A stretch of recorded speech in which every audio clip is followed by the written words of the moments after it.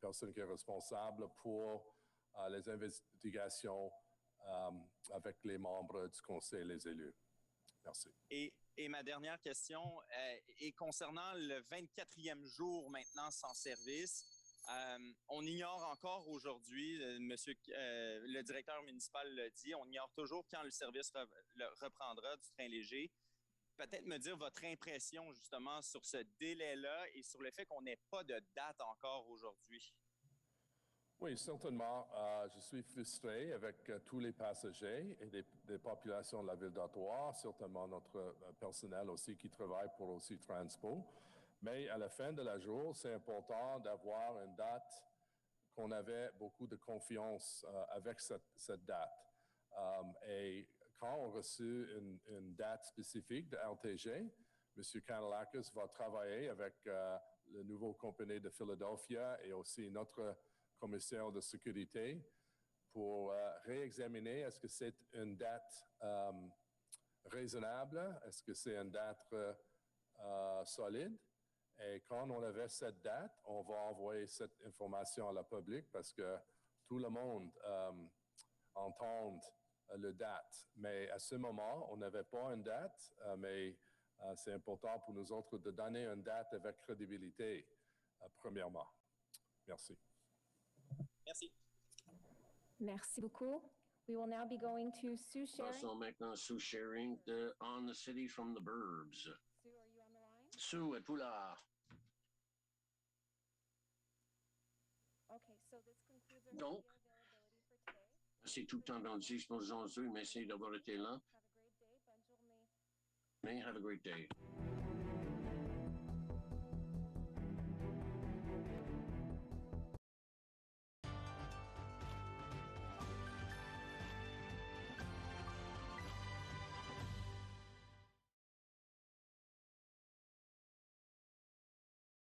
Du Mouchel. Si on prend de la viande, c'est important de la mariner. Donc, si on veut mariner notre viande pour avoir de belles saveurs, ça serait de visiter le www.wawastylegroup.com parce que eux, ils commercialisent des épices, ils commercialisent aussi de la marinade et pour la viande et pour le poisson. En tout cas, pour toutes sortes de nourriture. Là, vous pouvez avoir de la marinade là-bas. Vous avez juste qu'à visiter leur site web www.wawastylegroup.com pour avoir plus d'informations et pourquoi pas acheter local. Troisième entreprise locale que j'aimerais vous inviter à soutenir et à aller acheter, bien évidemment. On reste toujours dans la thématique de la cuisine. C'est la boutique Ma Cuisine. Ma Cuisine se trouve au centre-ville, carrément, dans le marché macuisineottawa.ca, c'est leur site web. Et dans ce magasin-là, vous avez tous les ustensiles possibles, en tout cas, pour pouvoir refaire la déco, surtout pour les femmes. On a toujours des idées pour les réceptions qu'on a à la maison. Et puis maintenant, quand on se permet de recevoir 2-3 personnes à la maison, à notre table à manger, ça serait intéressant d'avoir de nouveaux couverts, pourquoi pas. Donc, je vous invite à visiter le www.macuisineottawa.ca. Ça, c'était mon achetons local de ce matin.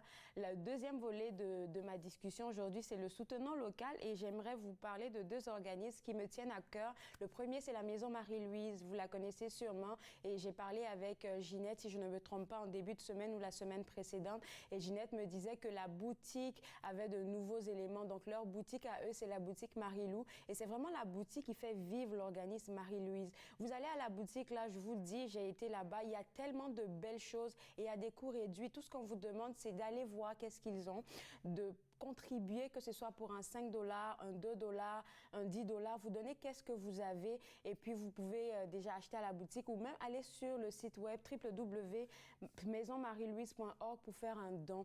Ils ont besoin de vous pour les appuyer, à soutenir toutes les familles là qui sont dans le besoin.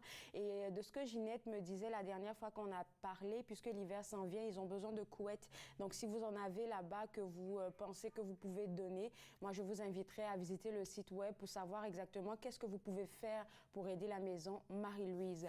Deuxième organisme que j'aimerais vous inviter à soutenir, c'est le Centre Espoir Sophie, que vous connaissez aussi sûrement. Le Centre Espoir Sophie est dans la région pour vraiment aider les femmes qui ont besoin d'un accompagnement, d'un soutien, d'une écoute. Ils font une très belle œuvre et si vous ne le savez pas, il y a le Thé des Sophies qui est organisé à chaque année, qui est une levée de fonds pour pouvoir leur permettre de continuer les activités là pour accompagner les femmes qui sont dans le besoin. Donc, si vous avez besoin de savoir comment contribuer au Centre Espoir Sophie, à tout ce qu'ils font là-bas et pourquoi pas participer au thé des Sophie, j'aimerais vous inviter à visiter le www.centreespoirsophie.org parce que ça sera vraiment un ouf pour eux de recevoir du soutien de la communauté. Et on sait que notre communauté est très généreuse.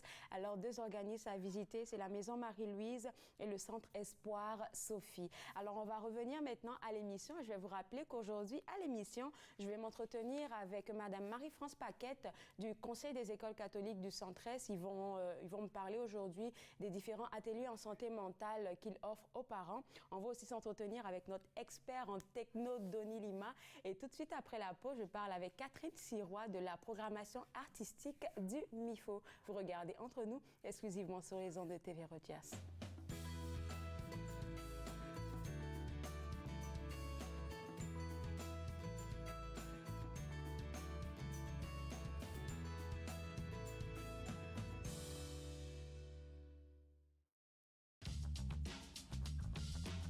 Cette émission est présentée par Télé-Élan. Vous êtes enfin aux commandes. Pour en savoir plus, visitez rogers.com.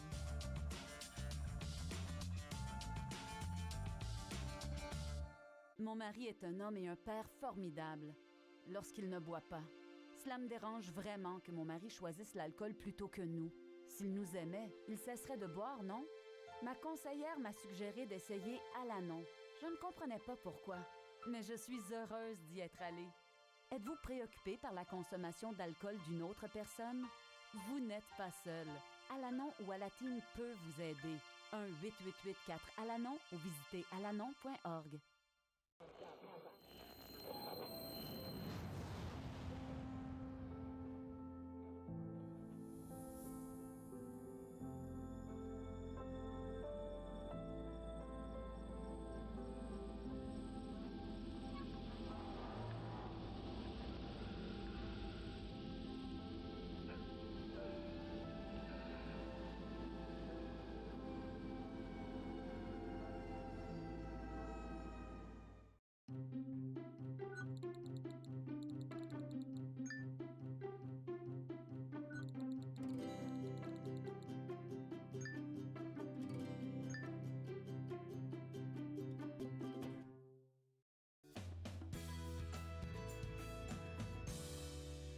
De retour à Entre nous, exclusivement sur les ondes de TV Rogers. Je m'entretiens maintenant avec Catherine Sirois, directrice artistique au MIFO. Et il y a toujours de belles choses qui se passent au MIFO et je suis toujours impatiente de vous parler. Catherine, ce matin, il y a une belle panoplie d'activités qui s'en viennent et la première, c'est les spectacles d'humour.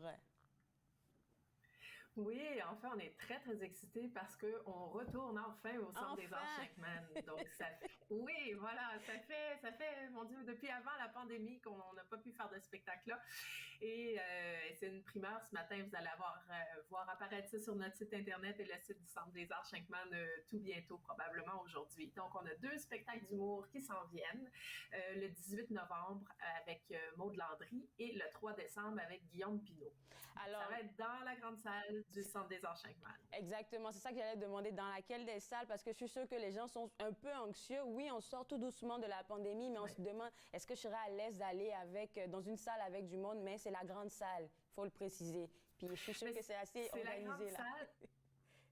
Oui, ben c'est la grande salle, mais je vais vous dire, même pour nous, ça n'arrête pas de changer parce que quand on a décidé c'est bon, on y retourne, on avait le droit à 82 personnes dans la salle. Okay.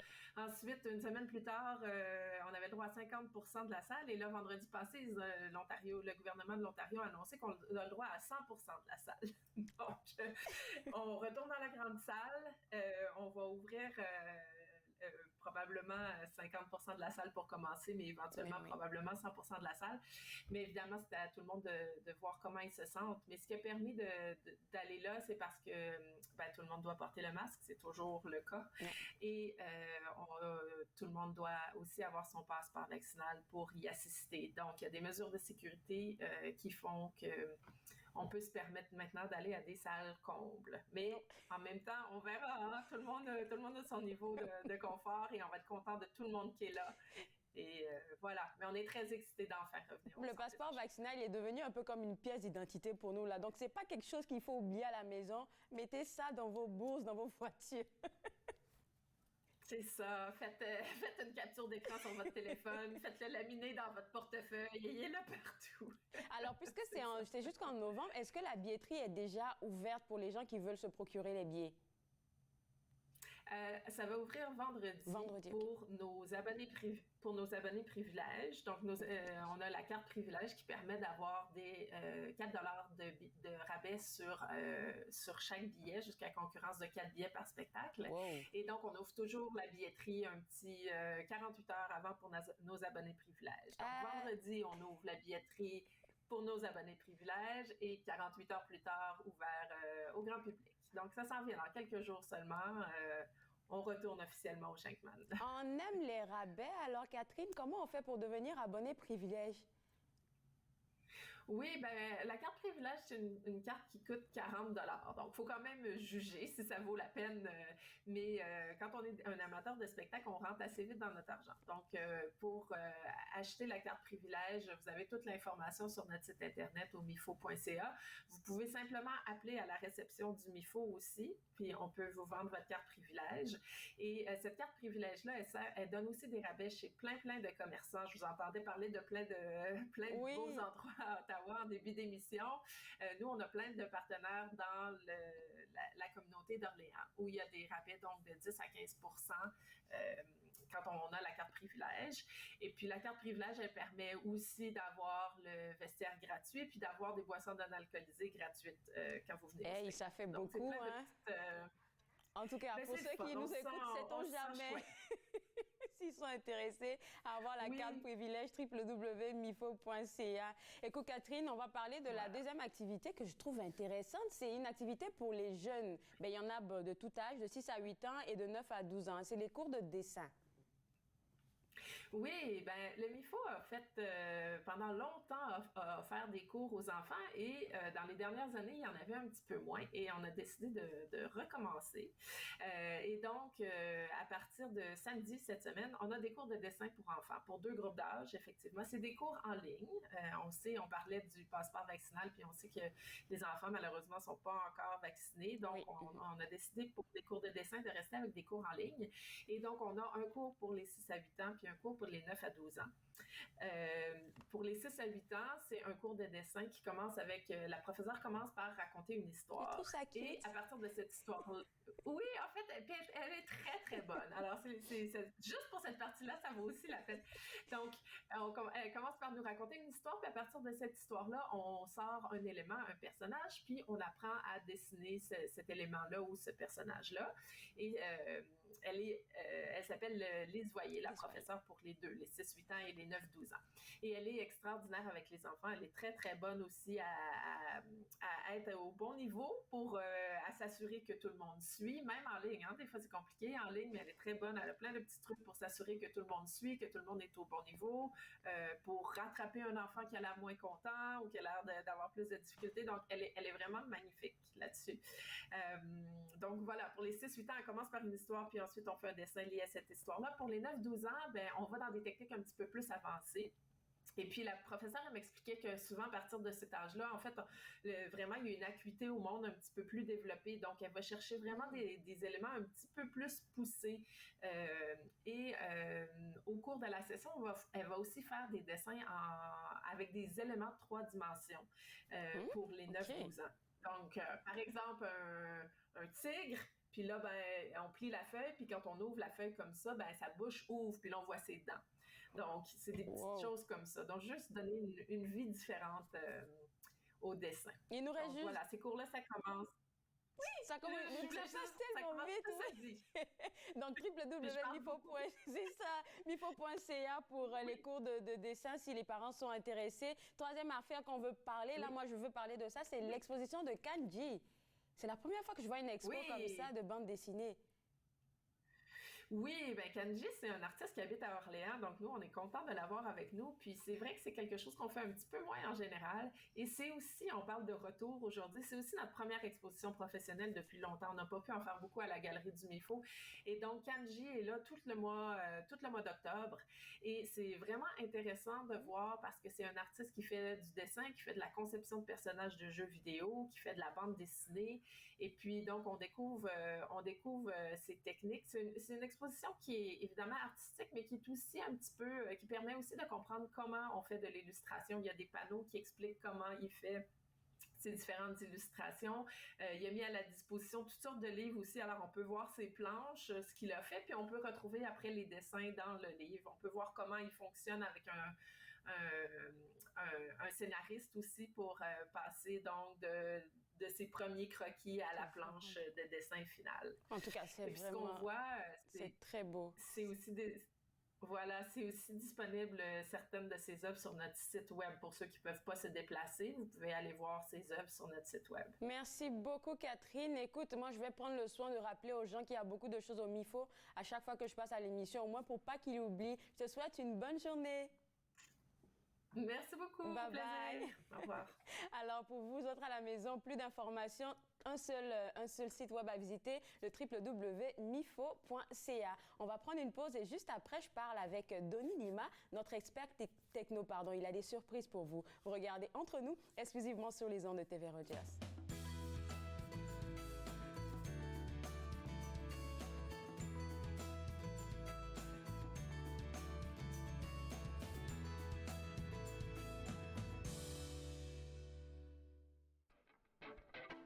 Quand je prends mon temps puis que je pars en retard, j'ai rien qu'à blâmer le char.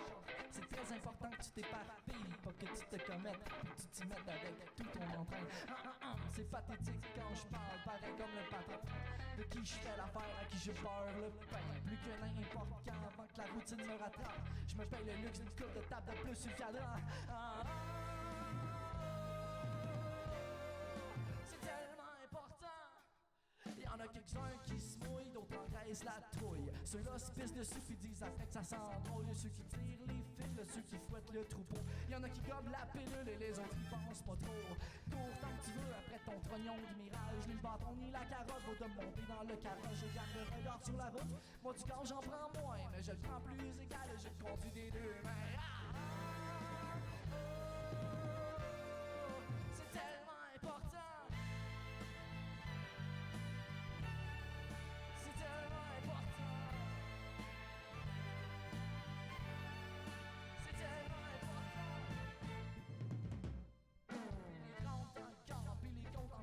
La ceinture serrée dans mes ganses. C'est pas inquiétant, j'ai pas pantoute l'âme à m'en faire. Fait que la nuit dernière, je me suis compacté avec Satan.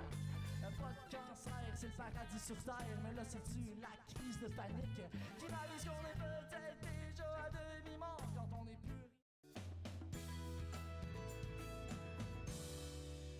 De retour à Entre nous, exclusivement sur les ondes de TV Rogers. Qu'est-ce qui se passe dans le monde de la technologie? Je ne sais pas, mais je pense que notre expert Donny Lima le sait. Il y a beaucoup de choses qui se passent, surtout la dernière année, beaucoup de gadgets. Et ce matin, tu as décidé de nous parler de 3 affaires. La première, et non des moindres, et je l'aime, c'est que Twitter lance ce qu'on pourrait appeler le soft block. Est-ce que tu peux nous expliquer ça? Oui, certainement. Donc, tu sais, souvent, on a des gens, peut-être des gens proches ou peut-être des inconnus qui nous suivent sur notre profil de Twitter. Et des fois, bon, ils vont faire des commentaires ou ils vont partager nos tweets avec des commentaires. Et des fois, c'est pas très agréable ce qu'ils disent ou peu importe la raison. Mais maintenant, Twitter va nous permettre de faire ce qu'on appelle, je sais pas vraiment le nom en français, mais en anglais, on appelle ça un soft block. Donc, c'est une façon de bloquer des gens, mais de façon discrète. C'est-à-dire, qu'est-ce qui arrive quand je soft block quelqu'un?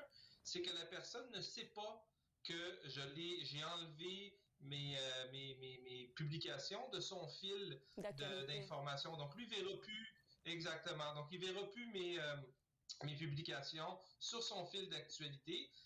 Donc, comme ça, il ne pourra pas commenter, il ne pourra pas répondre à mes publications. Il va toujours avoir l'option de se réabonner, de me suivre. Mais au moins, c'est moins direct qu'un blocage complet. Parce que sur Twitter, on a la fonction de bloquer, mais quand on bloque, l'autre personne est avertie qu'elle a été bloquée. Exactement. Alors que là, c'est un petit peu plus discret, c'est un peu plus diplomatique comme façon de se débarrasser des indésirables. Écoute, quand j'ai vu ça, j'ai tellement ri. Je me suis dit, écoutez, quand est-ce que Facebook et les autres réseaux sociaux vont penser à ça? Parce que souvent, là, il y a des personnes qu'on n'a pas envie de voir dans notre fil d'actualité, là. Oh mon Dieu! Ouais.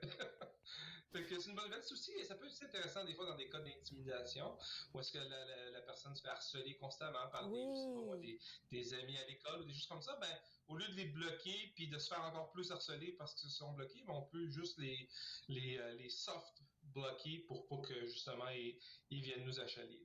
Là. OK, donc dans ce cas-là, si je comprends bien, si je soft bloque quelqu'un sur Twitter et puis que je veux essayer de remettre la personne, il faut juste aller dans mes paramètres et puis je le fais. C'est ça. Mais même chose pour la personne aussi peut se réabonner à toi. Ah.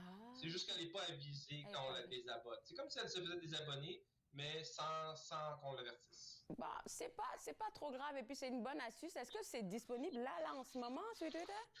Oui, en fait, Twitter faisait des tests dans les derniers mois, donc ça a été lancé en début de semaine. Dépendant des régions, ça va être fait en phase. Je crois que c'est déjà disponible aux États-Unis. J'ai essayé ce matin. Ici au Canada, ça ne semblait pas encore être disponible, mais c'est en phase. Donc, probablement dans les prochains jours, semaines à venir, la fonction va être disponible. Bon, les activistes de Twitter, là, vous êtes informés que vous pouvez bloquer des personnes sans que ces personnes ne s'en rendent compte. Bonne nouvelle pour vous ce matin. Deuxième affaire qu'on veut discuter, en fait, c'est pas une discussion. Tu veux nous faire découvrir quelqu'un qui s'appelle Moflin. Moflin, oui. Effectivement, j'ai trouvé le nom très mignon comme nom. En fait, Moflin, c'est un petit peu le cousin du Furby. Donc, ceux qui se souviennent du Furby, c'est arrivé à la fin des années 90. On les a relancés un petit peu plus tard dans les années 2010. Furby, qu'est-ce que c'était? C'était un petit jouet.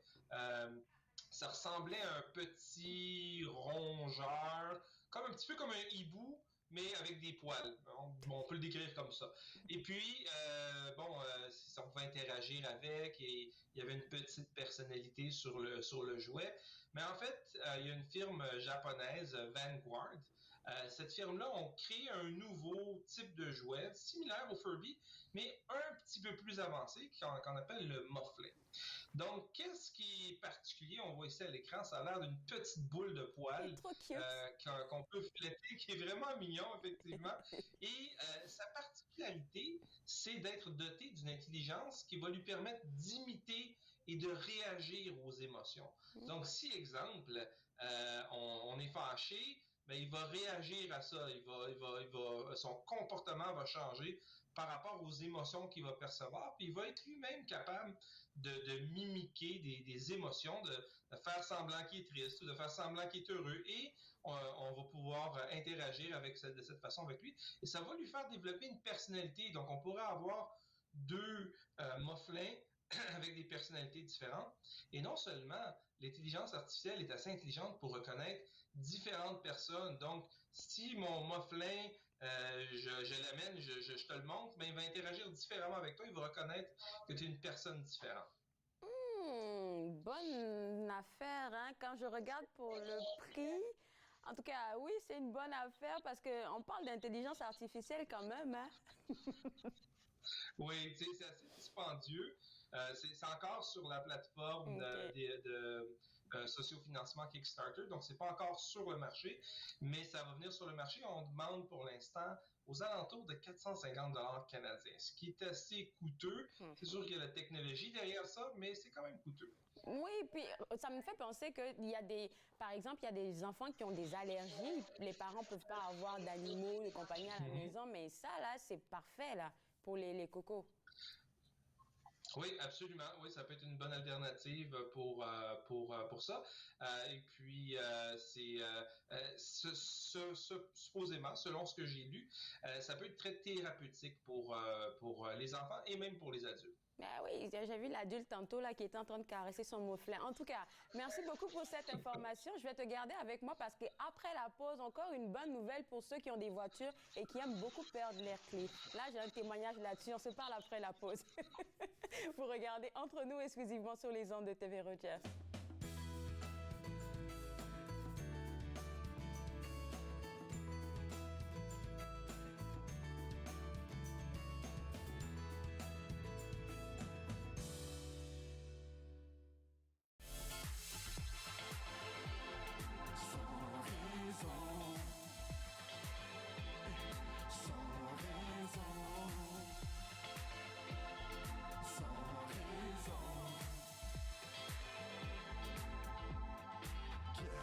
Moderne, solide il est, de loin ou de près, amour secret, 24/7, se présente des efforts, horaires de business, et le bonheur qui s'endort, nouveau décor, ici la cité d'or, sombre trésor, pour purifier son corps, méditation, action dans le calme, fleurs en saison, étincelle qui s'enflamme, étoile à l'horizon.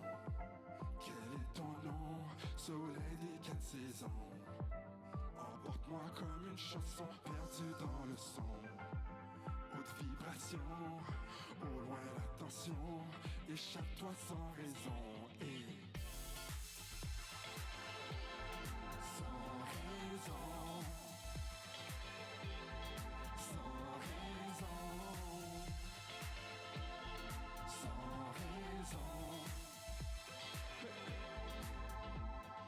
La joie de vivre sans être ivre, partir d'un...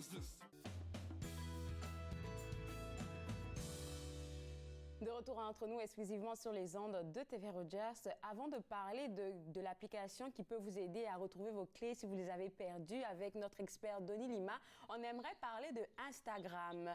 Denis, là, la panne de la semaine, c'est la semaine précédente, c'était fou. Oui, effectivement, plus de 6 heures sans service. Près de 3,5 milliards de personnes n'avaient plus accès à Instagram. Donc, c'était énorme, effectivement. Et puis, Instagram, pour pallier un petit peu à ce problème-là, vont lancer, dans les semaines à venir, vont lancer une notification sur Instagram lorsque... il va y avoir une panne. Donc, ils vont envoyer cette notification en disant, bon, ben, arrêtez d'aller sur Instagram, il n'y a rien qui se passe, il y a une panne, et vont donner peut-être un délai ou vont donner un petit peu d'informations parce que, faut pas oublier, il y a beaucoup d'utilisateurs, mais Instagram aussi, c'est beaucoup utilisé pour le travail, pour le marketing. Oui. Imaginez-vous si vous avez payé des dizaines de milliers de dollars pour mettre de la publicité sur Instagram, mais que pendant 6 heures, cette publicité-là, personne ne la voit. Donc, il y a de l'argent qui est perdu là-dedans. Donc, au moins, ça va pouvoir permettre de gérer ces petites situations-là. Je pense que c'est bien pensé. Oui, parce qu'au moins, tu n'es pas tout le temps en train de regarder qu'est-ce qui se passe. Ou bien d'envoyer un message à quelqu'un. Écoute, est-ce que ton Instagram, il fonctionne? Et voilà.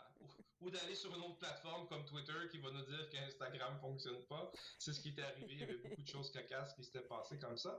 Mais aussi, une autre chose qui est intéressante avec cette mise à jour-là, c'est qu'ils vont aussi rajouter une fonction pour la gestion du contenu. Donc, le contenu qui est partagé sur Instagram, des fois, si vous partagez quelque chose qui respecte peut-être pas les guides d'Instagram ou les règles d'Instagram, vous allez recevoir un avis vous disant faites attention, ce que vous venez de poster, c'est peut-être pas approprié, vous risquez peut-être de vous faire suspendre votre compte. Donc ça, c'est la première chose. Ouais. Et puis la deuxième chose aussi qu'ils ont rajouté, c'est une autre fonction qui va permettre de, si exemple, ton compte est suspendu, quelqu'un a fait une plainte sur ton compte, mais tu vas pouvoir aller à une espèce d'appel où est-ce que tu vas pouvoir dire ben non, mon compte, voici ce qui est arrivé ou pourquoi est-ce que je fais. C'est vraiment bien parce que moi, ma fille, mes amis à l'école, il y a 2 ans, je crois, de ça, elle s'était faite suspendre son compte Instagram. Elle n'a absolument rien mis d'inapproprié, mais étant donné que son compte, quand elle l'avait fait, elle n'avait pas encore 13 ans, c'était impossible en fait de récupérer son compte parce que il fallait envoyer des certificats de naissance, il fallait envoyer des courriels, personne ne répondait aux courriels, c'était très compliqué. Elle s'en est créé un autre, c'est pas très grave pour elle, mais encore une fois, pour des personnes qui se seraient montées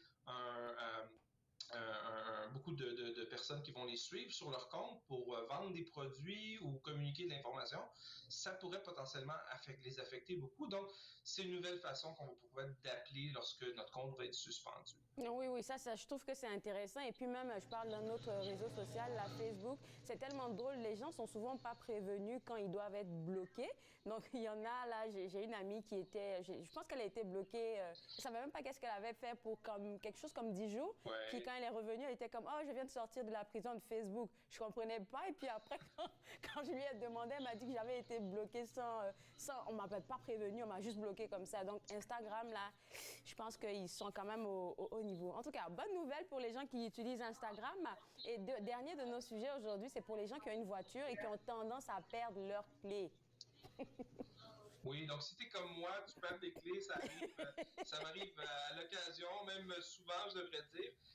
Android avait déjà annoncé en début d'année qu'ils allaient lancer une fonction sur leur téléphone intelligent qui allait permettre de reproduire les clés, les petites clés comme ça. Là, tu vois, ça c'est des clés, en fait, c'est pas vraiment une clé, c'est comme en anglais on appelle ça un fob, donc une petite mallette que je garde sur moi qui me permet d'ouvrir la porte de mon auto, démarrer mon auto sans mettre la clé directement dedans. Ben, on va pouvoir reproduire ce petit bidule-là sur un téléphone intelligent. Wow. Pour l'instant, sur les appareils Android seulement, mais ça va me permettre d'ouvrir mes portes, démarrer mon auto, ouvrir le coffre, toutes les autres fonctions qui viendraient avec. Je vais pouvoir les faire avec le téléphone. C'est comme je disais, c'est déjà été annoncé il y a quelques mois, mais on s'attend à ce que ça soit officiellement annoncé au lancement du nouveau Google Pixel 6 qui va sortir le 19 octobre et on devrait avoir plus de nouvelles là-dessus.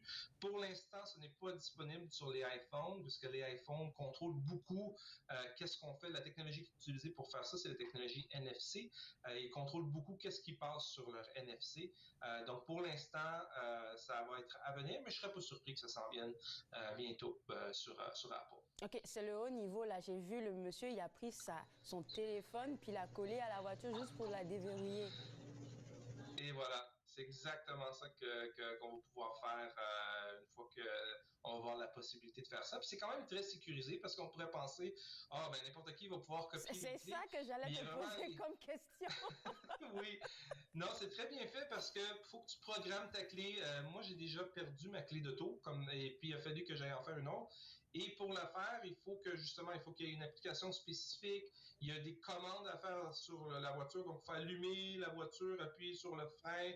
Il faut que le téléphone soit dans l'auto. Il faut que la clé soit avec toi. Fait qu'il y a vraiment une série là, de trucs à faire pour s'assurer qu'on crée la clé virtuelle sur notre téléphone et on ne peut pas la reproduire instantanément parce qu'il faut vraiment suivre toutes ces étapes-là pour pouvoir la reproduire électroniquement. Puis aussi, ce qui est bien, c'est que on peut la reproduire électroniquement, mais si, exemple, on perd notre téléphone, ben on peut aussi l'effacer électroniquement. Donc, on n'a pas à se préoccuper si jamais on perd notre téléphone. Contrairement à si je perds ma clé, quelqu'un la trouve, ben, on va pouvoir prendre la voiture. Mais avec ton regard d'expert, là, et si je te demandais, concernant cette application-là, ce serait quoi, toi, tes peurs? Tes réelles peurs en tant qu'utilisateur? En tant qu'utilisateur, je pense que la peur, c'est plus au niveau de l'utilisateur, comment est-ce qu'il va l'utiliser. Je t'explique, c'est qu'il y a une autre fonction qui existe qui est de partager ses clés. Donc, exemple, moi, je te prête mon auto pendant que je suis en voyage. Je peux t'envoyer une clé électronique sur ton téléphone à toi pour que toi, tu puisses l'utiliser. Et puis ça, c'est la seule chose, je te dirais, qui me crée un petit peu parce que, exemple, je laisse mon téléphone déverrouillé, ben, quelqu'un pourrait prendre mon téléphone puis s'envoyer une clé ou quelque chose comme ça. Je te dirais, c'est un petit peu ma crainte autour de ça. Mais en même temps, je reviens toujours à comment est-ce que c'était avant. Mais avant, j'ai ma clé sur moi. Quelqu'un peut me voler aussi ma clé sans que je m'en rende compte puis me voler mon auto. Mais c'est une chose à garder en tête. Pour ça, c'est important de toujours avoir un mot de passe sur son téléphone pour qu'il se verrouille automatiquement, justement pour pas qu'on se fasse voler de l'information ou une clé électronique. Et puis pour les Android, là, si je me rappelle bien, je sais qu'ils ont, je ne sais pas c'est laquelle des applications qu'on peut télécharger, mais il y a possibilité de pouvoir mettre un code sur chacune de nos applications dans le téléphone. Je ne sais plus quelle application qu'on peut utiliser pour faire ça, mais il y a la possibilité. Oui, effectivement, on peut verrouiller. Puis je crois aussi qu'il va y avoir des...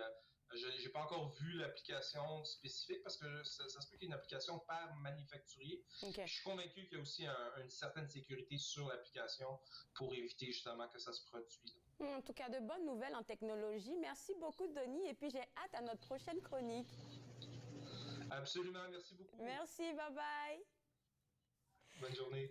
Alors, beaucoup de choses qui se passent dans le monde de la technologie. Restez connectés avec nous parce que le mois prochain, il revient encore à l'émission avec de nouveaux gadgets à vous présenter. On va prendre une pause et juste après, on va parler de comment le Conseil des écoles catholiques du Centre-Est essaie d'intégrer en fait la santé mentale, si je veux dire comme l'entretien de la santé mentale des parents et des élèves dans leur école. Vous regardez Entre nous, exclusivement sur les ondes de TV Rogers.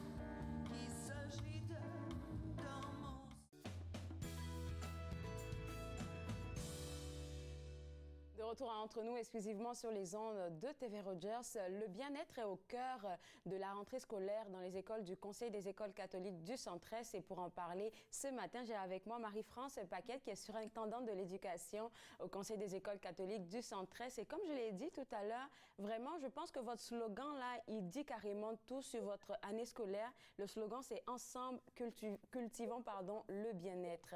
Et ce slogan-là, je pense qu'il fonctionne bien avec vous. Oui, tout à fait. Donc, bon matin, bonjour. Ça fait plaisir d'être avec vous ce matin.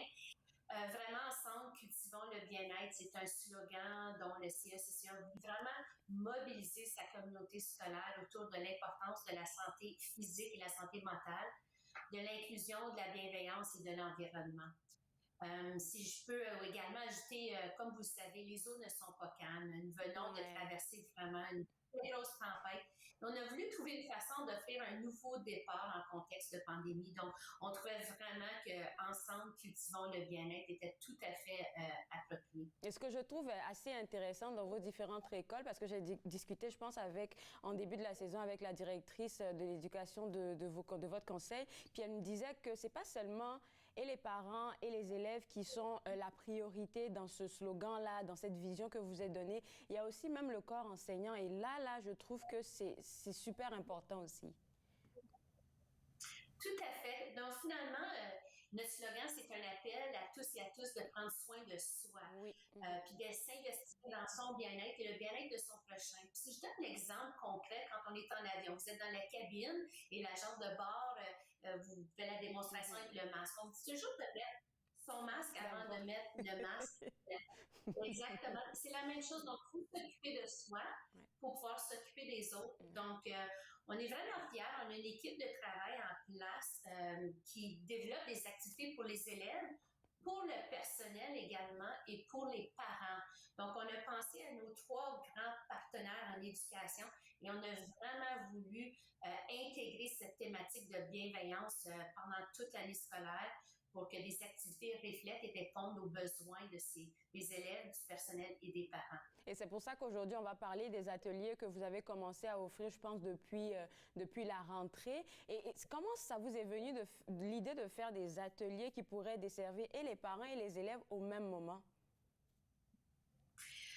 Donc, en tant que surintendante de l'éducation, puis mes collègues, on participe souvent au conseil d'école des parents.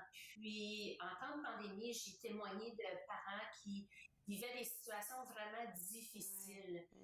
C'est une période sans précédent. Donc, on a vraiment vu parfois des appels à l'aide. On a vu des parents qui avaient besoin de stratégie, des parents dépourvus, des parents qui voulaient un soutien en particulier. Donc, avec notre équipe d'experts de travailleurs et travailleuses sociaux, une trentaine sur cette équipe, ont vraiment travaillé à mettre en place une variété d'ateliers qui répond aux besoins des parents. Donc, on a ciblé vraiment l'éthique dont on a entendu parler qu'un défi suite à la pandémie. Donc, on a des séries d'ateliers qui sont également pour les parents de l'élémentaire que les parents du secondaire. Et on sait, si on donne des stratégies aux parents, ça va se transmettre aux enfants également. On est bien curieux de savoir qui donne vous avez parlé tantôt de vos collègues, mais qui donne vraiment ces ateliers-là et comment les parents reçoivent ça? Donc, on a une équipe de travailleurs et travailleuses sociaux, donc trentaine de personnes au total qui ont élaboré les ateliers. Donc, lorsque vous vous présentez un atelier virtuel, bien sûr, ce sont vraiment, vous allez toujours voir 2 personnes qui sont des travailleurs sociaux et qui vont vous parler là, du sujet. On fait de promotion sur nos réseaux sociaux, on informe les parents également là, par lettre, par courriel, envoi. Mais tous nos ateliers également sont déposés sur notre site Internet.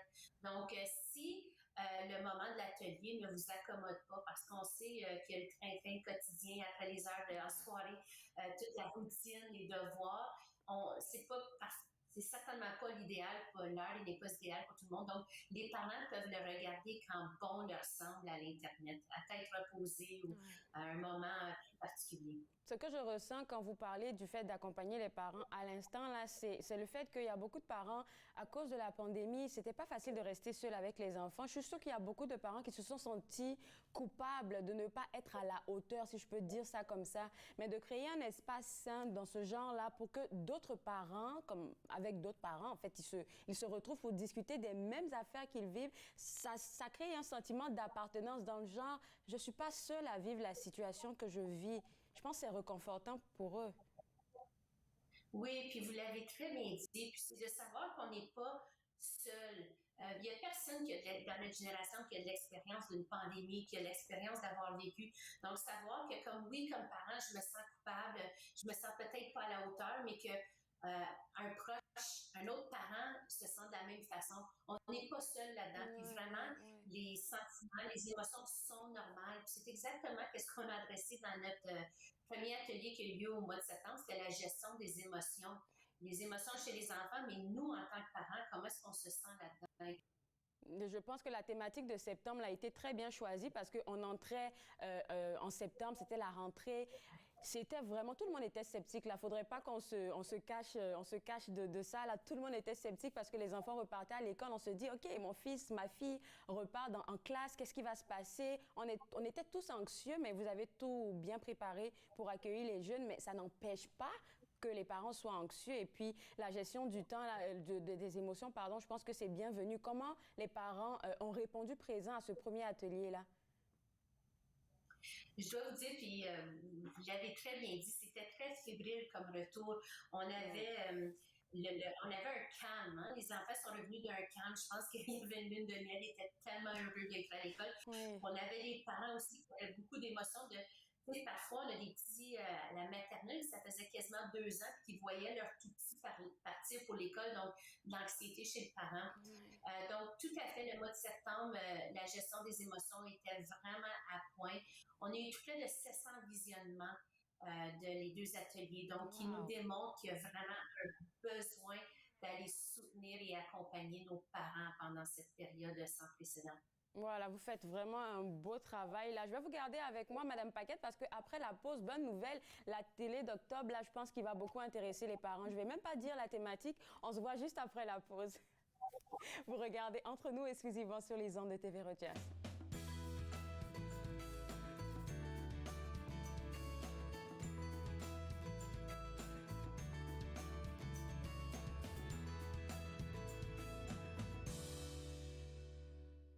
Sacha assombrir les beaux yeux de l'horizon.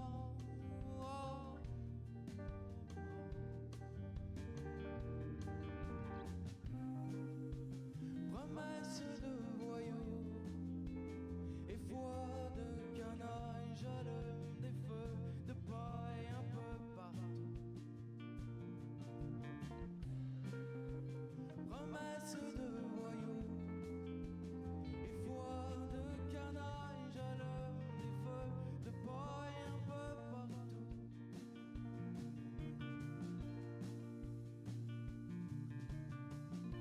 La maladresse des premières fois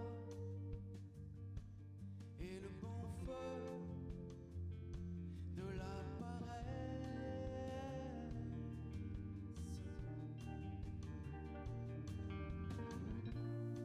Quand le poignard de l'ivresse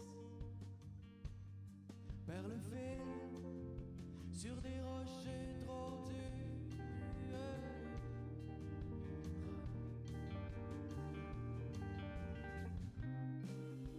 À cette heure porcelaine de Chine crève les yeux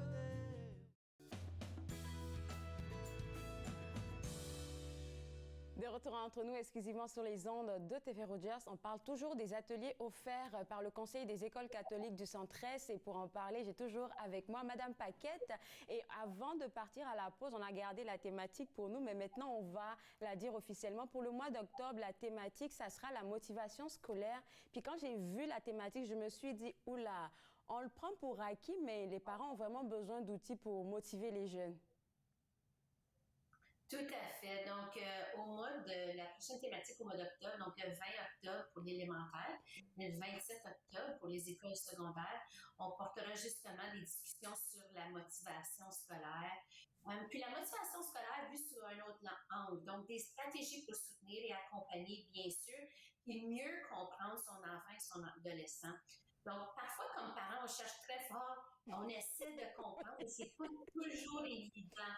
Donc, surtout pendant ce temps de pandémie. Donc, vraiment, on va donner les outils aux parents pour essayer de mieux comprendre dans les ateliers. Donc, dans un temps, qu'est-ce qu'on... Oui, ce que j'aime beaucoup, en fait, avant qu'on parle du contenu même, c'est que vous essayez de faire une séparation entre l'élémentaire et le secondaire. Parce que l'approche que je vais avoir avec mon jeune qui est à l'élémentaire n'est pas la même avec celle du secondaire. Parce que les gens du secondaire, là, soyons honnêtes, souvent, ils n'aiment pas beaucoup parler de leurs histoires. Est-ce que ça va? Oui, ça va, c'est tout. Tout à fait, c'est très bien dit. Le thème s'applique aux deux, donc si je peux juste parler brièvement, on va traiter de différents thèmes pour tous nos ateliers. Par exemple, on va parler de stress et d'anxiété, d'intimidation, on va parler de cyberdépendance, mais on va le traiter d'une façon particulière pour l'élémentaire et pour le secondaire. Donc, le problème est le même, mais la façon d'adresser la situation est complètement différente. Donc, tout à fait, comme vous dites, c'est difficile, nos secondaires, oui, ça va, non, ça va pas. Puis, parfois, on est chanceux d'avoir le non, ça va pas. Ils vont dire, oui, ça va pour pas commencer le dialogue, mais justement, c'est comment est-ce qu'on peut partir ce dialogue-là avec nos enfants. Ça fait une tellement belle collaboration entre le parent et puis l'enseignant, parce que l'enseignant, il s'occupe de l'enfant quand l'enfant est avec lui pendant les cours. Mais après, il faut vraiment que le parent à la maison prenne le relais. Puis souvent, là, ils sont pas vraiment outillés. J'en ai parlé souvent avec des organismes, puis je me rends compte que les parents ont vraiment besoin d'un appui, surtout avec la pandémie qu'on vit en ce moment. Tout à fait. Donc, on sait que l'adolescence est une période très difficile, puis c'est influencé par les comportements et les attitudes de nos enfants face à certaines situations. La motivation scolaire, dont le terme du mois d'octobre, c'est essentiel de l'adresser d'une différente façon. Donc, nous discutons des nombreux facteurs qui peuvent contribuer au pic et au creux de la motivation scolaire. Donc, dans un premier temps, nous allons identifier les signes de démotivation des enfants. Donc, si mon enfant a une attitude indifférente face à l'école, un l'absentéisme chronique, des travaux scolaires en retard ou encore non remis. Une fois qu'on est capable d'identifier les signes, on veut comprendre. En tant que parent, OK, je sais, il semble... Donc, pas de jugement. Pas de jugement, on veut comprendre. OK. Tout à fait, on veut comprendre pourquoi l'enfant est démotivé. Donc, on veut examiner certains facteurs qui peuvent avoir justement un impact sur la motivation de l'enfant. Puis finalement, une fois qu'on peut l'identifier, on peut le reconnaître, notre équipe de travailleurs et travailleuses sociales seront fiers de donner des trucs et astuces pour justement adresser les situations particulières pour finalement tenter d'augmenter la motivation scolaire chez nos enfants. Alors, si les parents participent à ces ateliers-là, je sais que vous l'avez dit tantôt, il y a possibilité pour les parents qui ne peuvent pas être au moment précis là, de pouvoir visionner après, quand ils auront un bout de temps, les vidéos que vous proposez. Est-ce qu'il y aurait moyen pour vos travailleurs sociaux là, d'avoir un accompagnement suivi avec un parent qui aurait besoin de plus d'outils? Donc, sur notre site web du Conseil, vraiment, si vous allez voir sur le site CCE, du Conseil des catholiques du Centre-Est, il y a une rubrique qui a été déposée pour les parents, les élèves et le membre du personnel. Donc, on a mis beaucoup d'outils justement pour que des outils de référence, parce que si j'ai un besoin ou je veux en connaître un peu plus, je peux aller voir. Donc, nos travailleurs sociaux ne travaillent pas directement avec les parents, on travaille plutôt avec les enfants. Okay. Mais c'est certain que lorsqu'on travaille avec un enfant, le parent est partenaire dans ces rencontres-là. Est-ce qu'après les ateliers, il y a je dirais pas un suivi, mais est-ce que les retours des parents vous aident à peut-être construire d'autres stratégies pour les journées futures ou les approches futures avec les jeunes? Donc, les ateliers, quand on a bâti nos ateliers, on avait un sommet sur l'inclusion. Donc, c'est en entendant, écoutant les parents qu'on est arrivé à trouver certaines thématiques. Parce que les ateliers sont enregistrés, on n'a pas un forum pour aller recueillir certains renseignements, mais on va beaucoup sur le terrain. On veut voir quel est le besoin concret de nos parents. Donc, on participe à des conseils d'école. On a également participé au forum de parents partenaires en éducation. Et ça nous donne des pistes. On veut savoir qu'est-ce que les parents ont besoin, puis comment est-ce qu'on peut les appuyer et les soutenir dans leur tâche en tant que parents. Alors, pour la motivation scolaire, là, si vous, en tant que surintendante, je sais que vous avez beaucoup d'informations, on ne peut pas tout dire ici. S'il y avait quelques points que vous pourriez partager avec les parents déjà pour peut-être apporter un peu de répit, comme un petit calme à leur cœur, là, qu'est-ce que vous pourriez leur dire en ce moment? Bien, tout d'abord, ils ne sont pas seuls. Il ne faut pas se comparer non plus, mais il faut savoir qu'il y a d'autres personnes qui vivent les mêmes choses que nous. Toute personne réagit vraiment de différentes façons. Donc, s'il y a un conseil que je dirais, c'est de prenez le temps avec votre enfant de vivre des moments positifs. Parlez-lui, demandez-lui qu'est-ce qui s'est passé pendant la journée, mais pas qu'est-ce qui s'est passé, est-ce que tu t'es chicané, qu'est-ce qui s'est passé de positif dans votre journée. Donc, essayez vraiment de rendre l'environnement scolaire un milieu positif, donc pour que l'expérience scolaire de l'enfant soit encore plus positive, puis par conséquent, la motivation va augmenter aussi chez l'élève.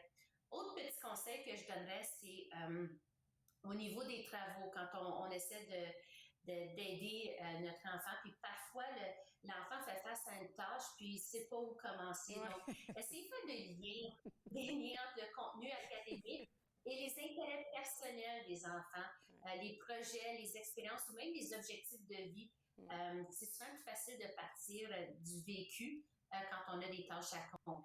Puis, finalement, parfois aussi, les tâches de devoir, ça devient plus difficile. N'hésitez pas à chercher une aide extérieure, par exemple, faire appel au service d'aide aux devoirs, un tuteur, même un professionnel de la santé. Mais vous n'êtes pas, mon dernier conseil, c'est que les parents, on n'est pas seuls là-dedans. Il y a beaucoup, beaucoup de ressources pour nous soutenir et nous appuyer dans cette période qui est difficile quand même. Vous êtes très bien préparés pour cette rentrée-là, sincèrement. Là, tous les outils sont disponibles pour les parents et même pour les élèves, là, pour les accompagner. Pas besoin de se dire que cette année-là ne sera pas la meilleure. Elle risque d'être la meilleure année du Conseil des écoles catholiques du Centre-Est parce qu'il y a tout l'appui nécessaire pour... On a parlé des ateliers, mais ce qu'on a oublié de dire, c'est comment les parents, il nous reste juste 45 secondes, comment les parents pourront s'inscrire? Donc, aucun besoin de s'inscrire. Sur le site Internet, on a les dates. On a le lien, vous faites juste vous brancher sur le lien. Puis également, les parents de notre conseil reçoivent l'invitation et le lien pour se brancher. C'est un lien YouTube, donc facile à faire. Merci beaucoup pour le soutien que vous apportez aux parents, aux élèves. On ne va pas oublier aussi au corps professionnel. Et puis vraiment, bonne rentrée à vous. Ça m'a fait vraiment plaisir de vous parler ce matin. Merci à vous, ça m'a fait plaisir de vous rencontrer. Bonne journée. Au revoir. Alors, pour vous autres à la maison, 2 sites web que j'aimerais vous inviter à visiter, www.écolecatholique.ca/bien-être. C'est là que vous pouvez avoir toutes les informations concernant les ateliers, ou bien vous pouvez visiter le www.écolecatholique.ca/atelier pour pouvoir avoir plus d'informations encore sur ces ateliers. On se voit juste après la pause. Vous regardez Entre nous, exclusivement sur les ondes de TV Rogers.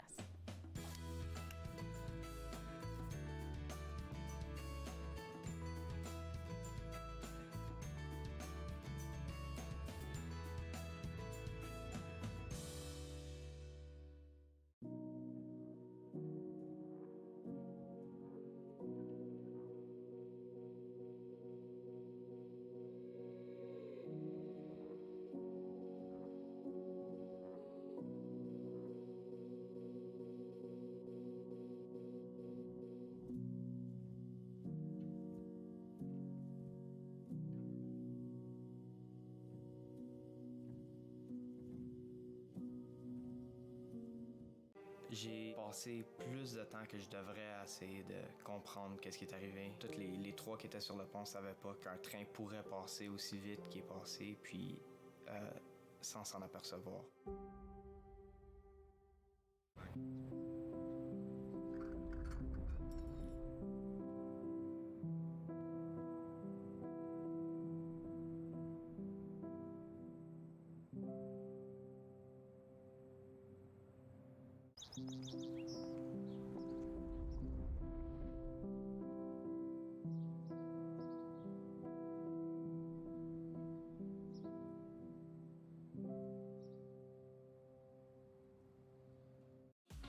Tout récemment, j'ai passé 1 heure sur le podcast de ZPN et ça va être son tour à venir sur le plateau virtuel de Nathan Parle pour passer l'heure avec moi. Nathan Parle, mercredi 20h sur TV Rogers.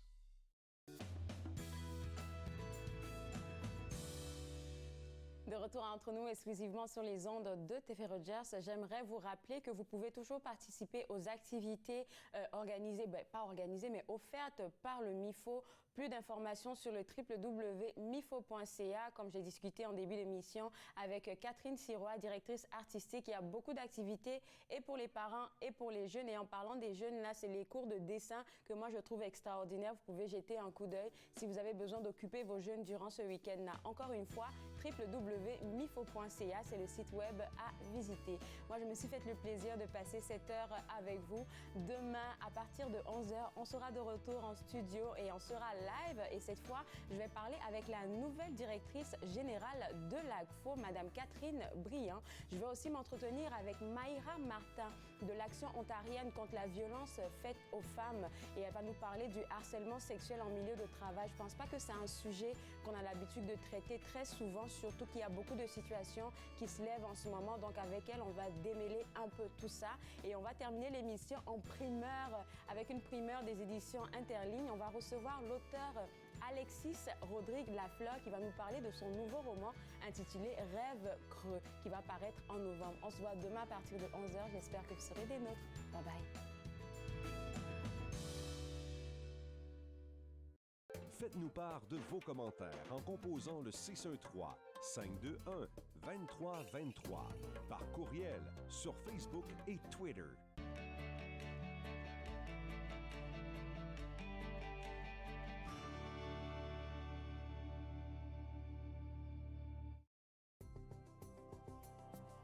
Il est question de partage et d'entraide, d'action et d'appartenance, de profiter pleinement de la vie et de rire aux éclats. Nous sommes l'Arche Canada. Nous admirons et partageons tout ce que les gens ont à offrir. Découvrez qui nous sommes dès aujourd'hui.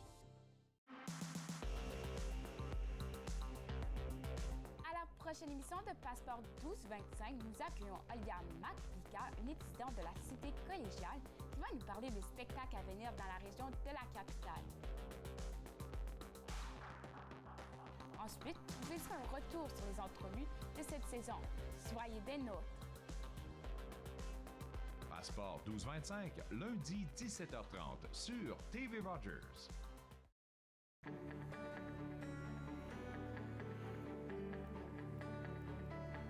Regardez TV Rogers, Ottawa. Cette émission est présentée